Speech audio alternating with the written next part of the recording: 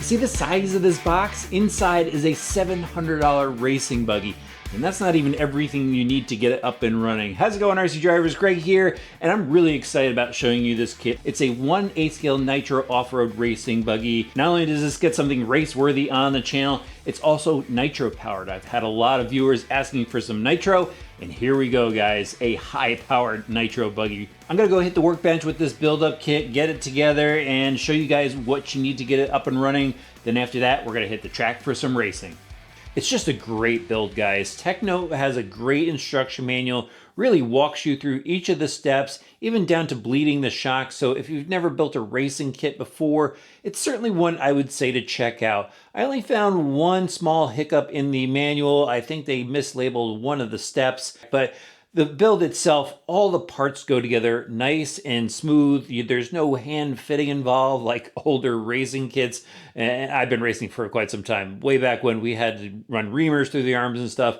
None of that is necessary here. Everything fits together perfectly. So let's just start going over some of the features that this buggy has. Usually I start off with the body, so let's start there. They've got their unique styling to a buggy body. Tekno really focuses on the function with their cars, and you can see that here with the tank exposed. This isn't a new body. It's been on their buggies before, but they have this offset cab going on, so you got easy access to the fuel tank. The engine area here, I love how they just got this ring around it, so it offers some rigidity to the body, but it still allows the engine to cool. And I noticed that when I was cutting out the body, I was able to drop it right on with no additional cuts or trimming or drilling or anything like that.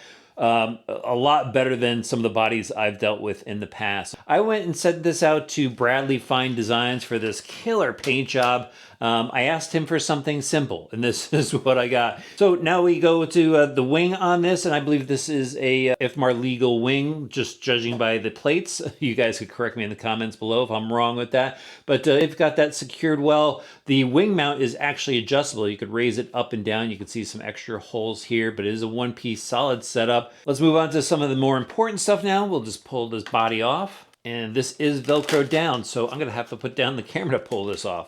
And there's a look at the chassis layout. Tekno is known for their chassis. They used to have conversion kits, and they moved up into cars from that. And you could tell that they've got some time into this. You have a great anodized 70/75 chassis plate. Even the edges are beveled where the starter wheel is going to go through. I love it when they do that. All the holes are countersunk. You got washers underneath the engine mount, so you'll be able to slide the engine where you need to, tighten that down. They got the plastic mud guards. There's a quick look at some of the Velcro. This is they gave us some reliefs here, I guess, to reduce a little bit of side weight, but these are probably gonna collect dirt, and that's gonna annoy me when I'm going to clean it up.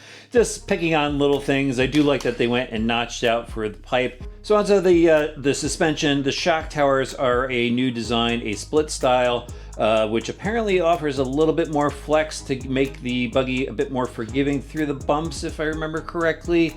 They've got their large bore shocks. There's new pistons on the inside, again, to help with the bump handling. New sway bar setup that allows it to float before engaging. And then check out these arms. The arms on the market that have always impressed me are Tekno. Love all the cross webbing that they have. It's just a solid arm. Then you move to the outer caster blocks. They're machined aluminum, gray anodized. They've got screw pins to secure them, and the arms are sleeved actually on the inside and on the outside. So that's just gonna allow your suspension pivots to free float. They've got aluminum A, B, C, and D blocks with the pillar inserts, so you could tune it. But I've gone ahead here and just built this completely stock. It seems like they have a good stock setup. Might as well test it like that. I'm not one of those guys that immediately jumps into the Pro Racers setup sheets, so I want to see how this handles out of the box. But back out to the steering knuckles. It's actually a composite steering knuckle with a carbon fiber plate. They revised the plates on this for improved Ackerman, from what I've read. Adjustable steering links, twin bell crank setup, and they actually give you a solid crank instead of a servo saver crank. So if you want to go swap it out, let's say you're running a high torque servo, that could definitely handle whatever you're gonna throw at it. You might want to go throw on that solid crank. You can see it's got aluminum Ackerman bar there. To the radio tray itself, Battery sits up front, receiver in the rear. I like that they have this little side tunnel that allows you to run the wires nicely. And then the rear suspension here, again, they've got that split rear shock tower. New gear cases, -2 gear cases on this. 93.5 millimeter drive shafts going out to the rear hubs. There's those chunky arms again. And they've done the same piston upgrade to the shocks in the rear. Dirt protectors on them. The spring perches are captured. And then the drivetrain, so you got a front, center, and rear gear differential. These are oil filled. They do give you all the oils with this kit. Just pay attention to when you're assembling the gearbox. Make sure you adjust your gear lash. They give you shims to shim the differential from side to side. Like that they've gone to universals. I guess there's a bit of a driving difference feel between CVs and universals. I think it's like mid-corner. The universals help out a bit more. Correct me if I'm wrong on that one. They've got a lightened spur gear, rubber seal ball bearings throughout, and then they've got a front and rear disc brake. I like that they have the spring to separate the plates. You could adjust the brake bias, of course. You've got your upper and lower linkage here with a little thumb nut, so you go adjust that. So obviously I had to go and get a bunch of support gear for this. So starting off with the servos, I went with Hi-Tech's 950 TWs, high torque servo metal gears. They do have a composite case with an aluminum center section, but these are beasts for servos. They give you the 25-tooth servo arm in the kit. And then for the battery pack, got a ProTech pack. I'll have a link for that in the video description below because it is a certain size. Also went with the ProTech on-off switch. This thing looks pretty cool. Then I dropped in my Noble NB4 Plus radio system. Kind of seemed fitting for the NB48. Really nice radio system. Then for power, I call up my buddies at ProTech and got a CR21 brand new engine to break in. I'm going to be doing that in a minute, but paired that up with their 2090 pipe. And finally, guys, on all four corners, I mounted up some Proline blockade tires. Actually, I shouldn't say mounted up like I glued them. They're pre-mounts from the factory, but I did bolt them up to the buggy. All right, guys, I'm going to head outside now, break this in, and head up to the track for some off-road action.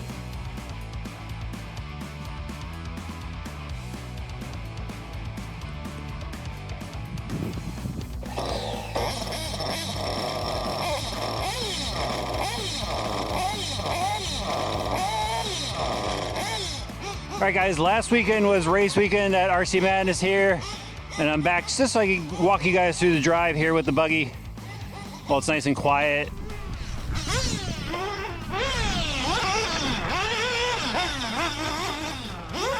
There we go, let's get some laps in for you.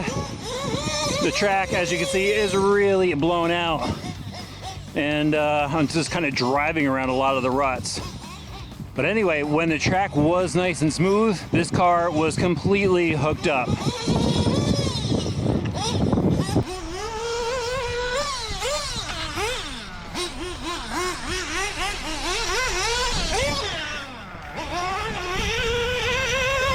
And these tires are actually shot as well. There's a lot of pins missing off of them, but look at this buggy. Love how it rotates. Had to go a little wide there. Little grip, get the nose down, up again. It just settles right in. That's really blown out there, this front straight part. But look at this thing. That ProTech motor has some rip, and it was flawless all weekend.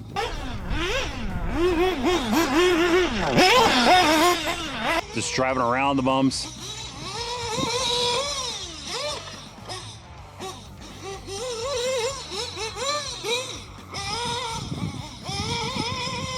Love how it accelerates out of the corners. The faces of the jump are pretty blown out.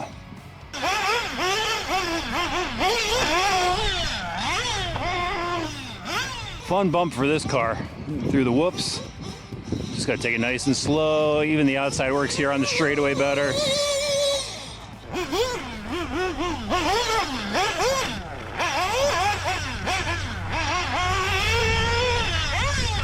But I mean, this has got a box stock setup on it. I haven't touched a thing. And it is just a fun buggy to drive. And actually, I just had Tyler driving it, who manages to shop up here, and he was blown away by what this buggy's doing. I mean, just so smooth.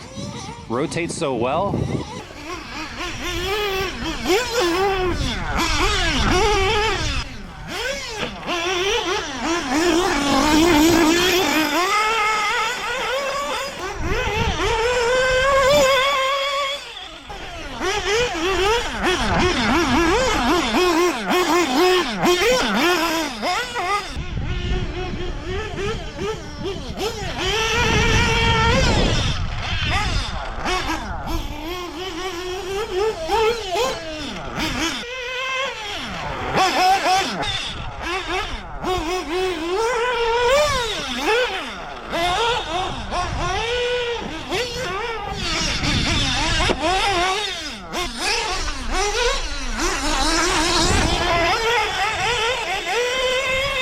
The buggy just goes through the corners so good.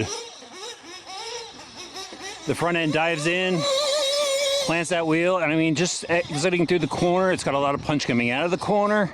Braking has been really consistent. I probably got to dial out a little bit of rear brake, just maybe a half a turn. I even love these high-tech servos. I mean, look at the steering on this thing. I can tighten it up if I want to. I'm just really driving around the bumps. And for those that are wondering, yeah, I really like this MB4 radio system. Took a little while to get used to it, but I like it. Really responsive. This is just a great overall combo that I put into this. I'm really happy with it. Wasn't the most expensive equipment out there, well-priced equipment, but everything is working together perfectly. Just to clarify things, I went racing on Sunday and then went back the following Tuesday to get that close-up action footage and the talking points. But wow, I haven't raced Nitro Buggy in at least 7 to 8 years, and for me to go put this down on the track and do as well as I did, I'm really impressed with what Tekno has designed here. This buggy was pretty much hooked up from the point I put it down on the track. When I started racing on Sunday, the track was fairly smooth, it wasn't as rutted up, and I was getting around really well. And then I wound up switching from the Block A tires over to these Proline Vandal tires, and it was hooked up even more. I just can't remember the last time where I was able to put a buggy down and the rear end was planted. Usually it slides through the corners. It's a little bit unpredictable. You gotta do a little setup work, change your links out. But this one, right out of the box, it was hooked up. And then the front end of the car, just the entry into the corner, mid-corner, exiting the corner, it was planted because that was a very technical track, a lot of switchbacks, and the buggy was just planted wherever I put it. And then towards the end of the race day, obviously everything was rutted out, so I had to drive around the ruts, and it was still predictable. It was still nimble. It did buck up the rear when I did get caught in those ruts, but again, it became more of a driver's track, and getting around was a lot more challenging. But overall, I made 0 changes. I'm really impressed with the durability as well. Some people were commenting that the shock towers are gonna bend. Look at my shock caps. They are beat up. The shock tower is just fine. It's still straight. In fact, I lost one of the hinge pins during one of the qualifiers, and I said, you know what, I've got some spare parts with me, why don't I just keep running it? And the arm didn't even break with running 3 minutes without one of the front hinge pins in the caster block. So I think it just goes to show you the quality of the parts on this car. It could really put up with a lot. And then I gotta give props to the support equipment as well. This ProTech engine, for the price, that is just a killer engine. It had plenty of power, stayed running the entire time. Got over 7.5 minutes. We did a 15-minute main and just did 1 pit stop with it. Love the power on that. The stock clutch, plenty of snap coming out of the corners, being able to get over most of the jumps. Again, everything was rutted out and it still had the snap and power to get up and over everything. The high-tech steering servo and throttle servo, absolutely awesome. And then the rest of the gear worked out well. One suggestion I do have is Clinic RC has a charge cable for it. That definitely came in handy for getting the receiver pack powered up. I'm just quite impressed. I don't know what to complain about with this buggy, really. I finished 2nd or 3rd in the A. I'm not sure because there was a lap counting issue. I was able to lead a few laps. It actually revived my excitement to go back racing again, and I've already picked up some more Clinic RC stuff to put on it. I've got some of their titanium tie rods. I got their Lexan wing for it, and I've got a new switch just in case this ProTech button phase this out on me. I've heard a couple of reports on that people have swapped it out for a connector style switch, but it's impressive. I know I've given you guys a general overview, haven't been able to give you comparisons to the older vehicles, but this buggy as is, I think it's going to be awesome for anybody looking to transition over into nitro racing, for pro drivers to step up to their newest vehicle. Definitely check out the 2.2. I'll have links for it in the video description below. And if you'd like to see some more racing content here on the channel, let me know in the comments.